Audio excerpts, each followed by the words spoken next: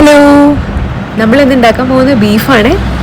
അപ്പോൾ അതേ അടി കട്ടിയുള്ള നല്ലൊരു ചീനച്ചട്ടിയാണ് ഇത്. ഒത്തിരി നാളായിട്ട് ഈ ചീനച്ചട്ടി നമ്മുടെ കയ്യിലുള്ളതാണ്.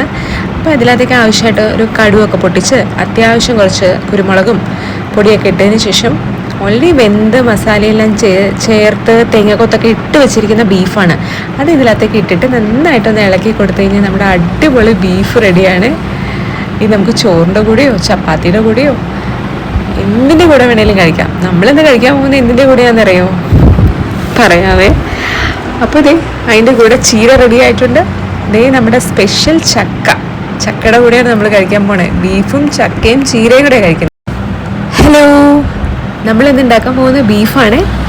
അപ്പോൾ അതേ അടി കട്ടിയുള്ള നല്ലൊരു ചീനച്ചട്ടിയാണ് ഇത്. ഒത്തിരി നാളായിട്ട് ഈ ചീനച്ചട്ടി നമ്മുടെ കയ്യിലുള്ളതാണ്.